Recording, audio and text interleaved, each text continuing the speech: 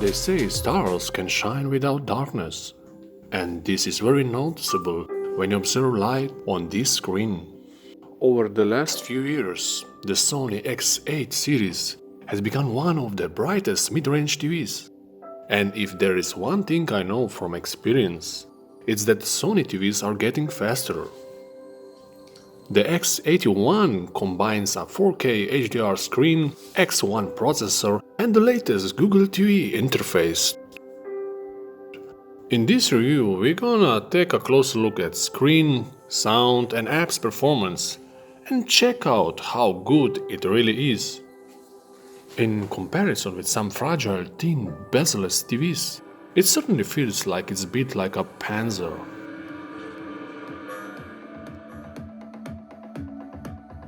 Sony's thin, modern design means that this TV stands on slim blade sculpted legs. Installing the two legs is incredibly easy, and it only takes a few moments and you don't even need a screwdriver. It's a plug-and-stay design, just make sure you hear the click, otherwise it will wobble. Like many of previous TVs, the back of the X81 is outfitted with black textured plastic with stylish patterns. In front we have straight borders with 0.6-inch bezels. It's interesting, while others want to eliminate bezels, Sony is playing safe, and it certainly feels more sturdy and well built. The whole TV has an average direct light thickness with little less than 2.9 inch. It is nice there is some cable management, though it's pretty basic. A look from the left side reveals inputs, and you can see that it has everything. So there are 2 USB optical and 4 HDMI ports, much more than on average TVs. A key difference between Samsung or LG is that it still has 3.5mm analog audio and video input, which is very usable if you want to connect older devices. While it only has HDMI 2.0 ports, the TV is complete with IRC, and it supports low latency with variable refresh rate with low input lag, which is very important for gamers. There is also support for Wi-Fi and Bluetooth. Like the many TVs before it still supports standard wall mount. Below the TV logo we have a button for power and TV control. Sony's Google TV is controlled by the new slender smart remote seen through the range, and this year it comes with the new button layout, which is now much easier to understand. Its design is best suited to those who will still use DVB tuner, so there are number buttons on the top, and in the middle we have some streaming services with a big button for Google Assistant and some shortcuts for inputs and quick settings. In general, it has well-organized buttons, and buttons such as volume, pause and play are very easily accessible. My only complaint is that it's maybe too long, or I'm just too lazy, but I think even in my big hands some buttons can sometimes become out of the reach. With its direct LED display, frame dimming and X1 processor, the Sony X81 promises a sharp and colorful 4K HDR experience. One of the things that makes this TV such a joy is how bright it is, and the colors are also more vivid in comparison with similar priced TVs. Ultimately, it can achieve more than 400 nits of brightness, which is more than average LED TVs with 300 nits. Even though it does not shine the QLED TVs, but that's what the step up to the X85 series are for, which will have more than 500 nits. So let's test the picture upscaler. The TV channels show up well, the picture is sharp and generally free of noise when upscaling HD video. In terms of screen uniformity, You will find that 50 and 70-inch version have excellent VA panels if you want the best gray and black screen uniformity.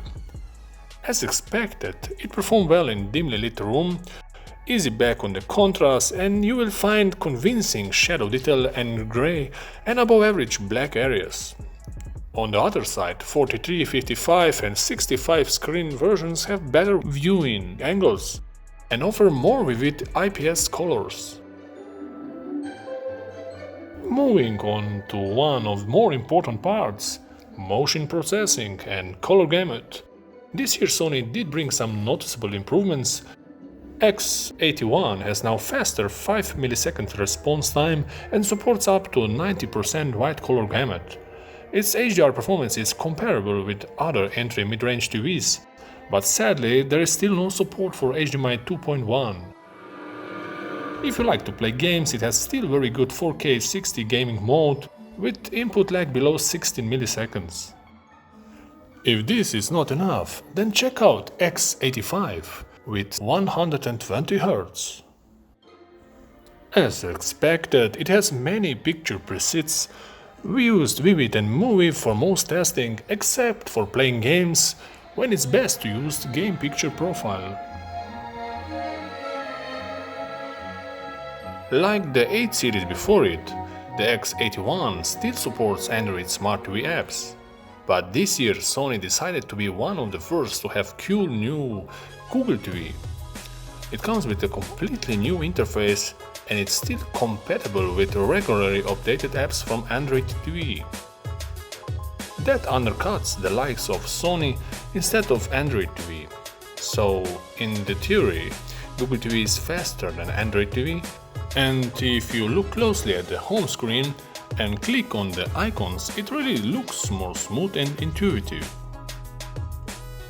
If we go through Google Play, we can see similar apps you may find on Android TV, so that means you will never have big trouble finding something in the apps or to make adjustment to specific advanced settings.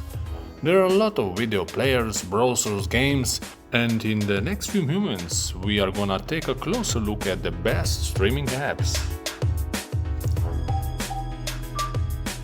While there is nothing different about YouTube on this TV and any other Android TV device, the app actually works faster, and this is noticeable when you browse through the videos.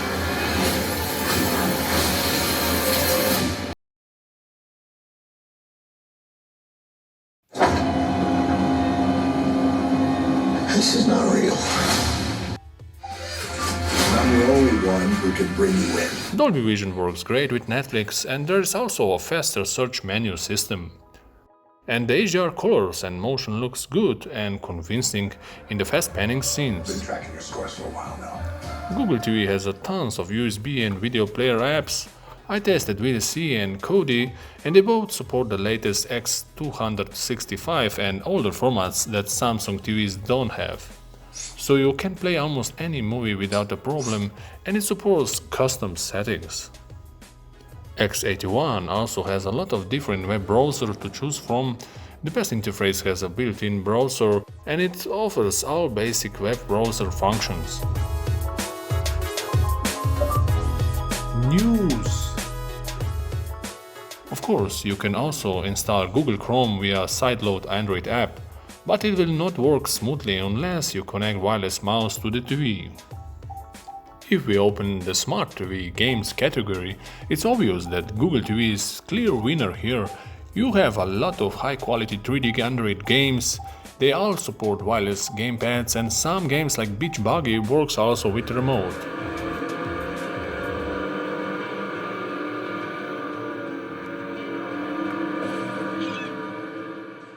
Let's take the voice search a little more. Trailers.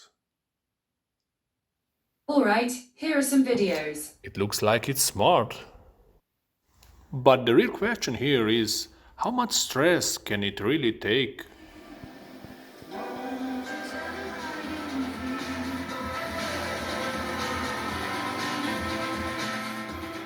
Below the screen are two 10-watt speakers.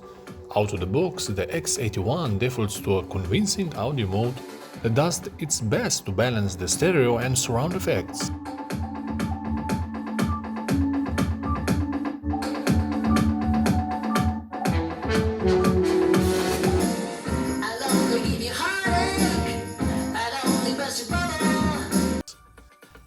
After playing around with the audio settings, I'm pleased to report that the bass is also above average, and in some music clips it sounds very good.